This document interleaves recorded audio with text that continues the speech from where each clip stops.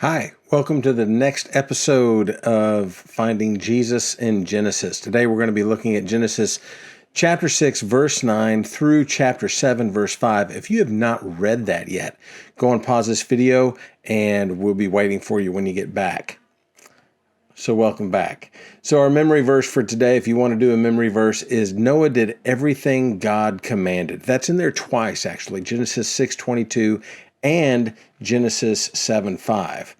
So obedience is a word that is shunned by many people today. For some, it evokes thoughts of being treated like a child, being disrespected, being humiliated, being disgraced, even being worthless. It can bring to mind the last time someone received a spanking for disobedience or harassment by authority figures for not doing something the correct way, or even being dismissed from a job because the boss didn't like an independent attitude.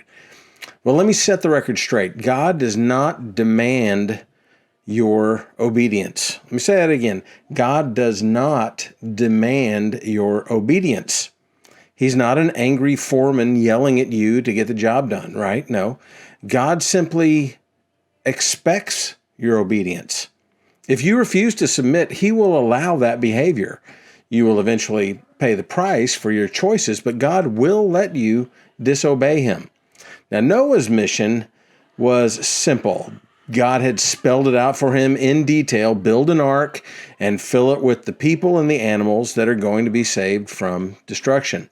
God's blueprint for this behemoth of a ship takes a total of 3 verses in my Bible. That left a lot of flexibility for Noah.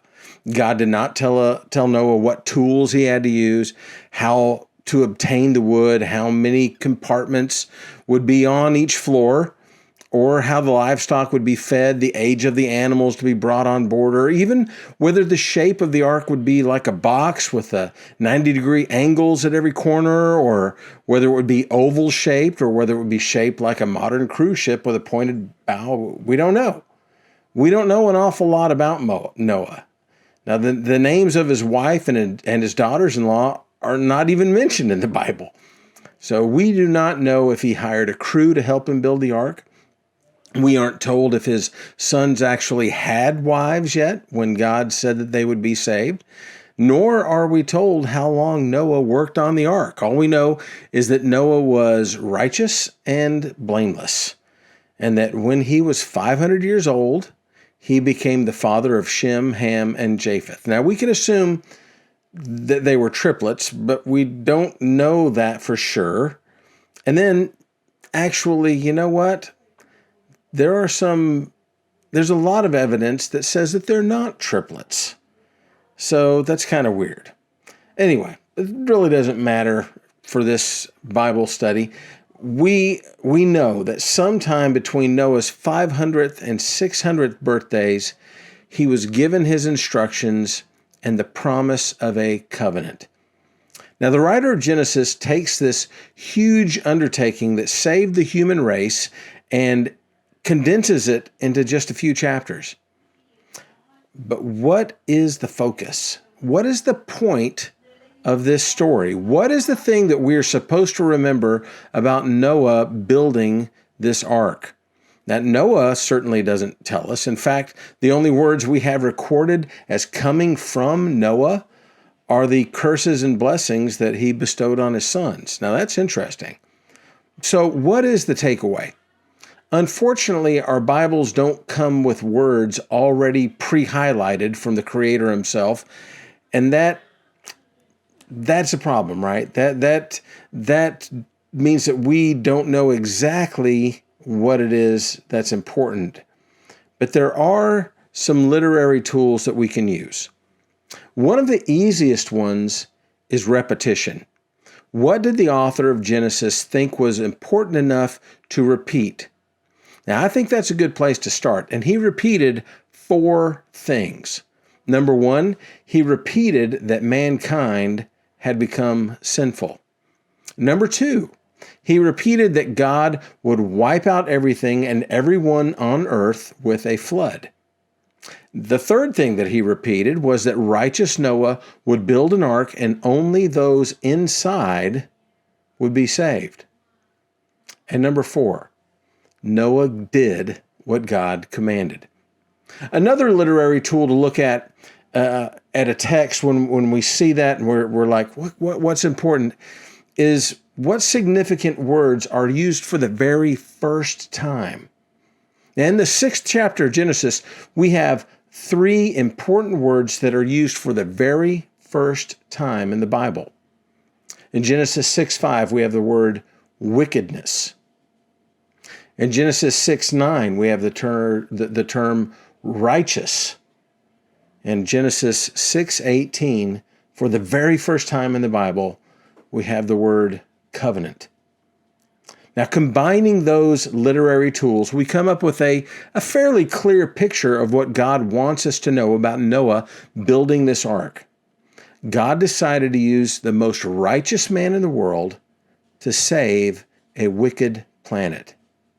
Only those who were part of his close family would not be destroyed. Their mission was to re-multiply the earth with those who love God, and it began with an apparatus made of timber that was bathed in a liquid to protect the righteous from annihilation.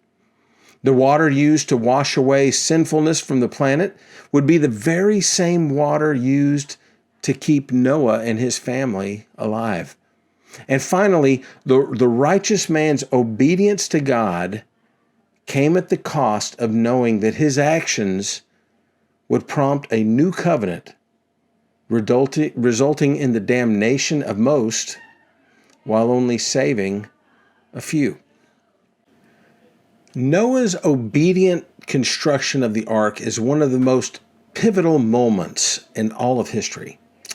Yet it is surpassed by another pivotal moment that happened about 2,000 years ago. The stories are strikingly similar. God decided to use the most righteous man in the world to save a wicked planet. Only those who were part of his close family would not be destroyed. Their mission was to re-multiply the earth with those who love God, and it began with an apparatus made of timber that was bathed in a liquid that protected the righteous from annihilation. For Noah, his obedience to God came at the cost of knowing that a new covenant prompted enough water to wash away the sinfulness of the world, while that same water was used to keep only a few people alive. And for this other man, well, he was used to save a wicked planet. Only those who are part of his family will not be destroyed. And his family also has a mission to re-multiply the earth with people who love God. And his mission to that family began with an apparatus made of timber that was bathed in a liquid that protected the righteous from annihilation. But the righteous are only righteous because he makes them righteous. And for this other man, of course, obedience to God came at the cost of knowing that his actions would prompt a new covenant, resulting in the damnation of most, while only saving a few. So Noah and this new guy, very, very similar stories. And we know who Noah was, but who is that other guy? Who is that other man? Well, I think you know, you really do have an idea by now, I think. Because that's Jesus. Thanks so much for watching this video. Stay tuned for the next installment of Jesus in Genesis. Give us a like, share it. Go ahead and subscribe if you want to. Give us a comment, and have a great day. Be blessed.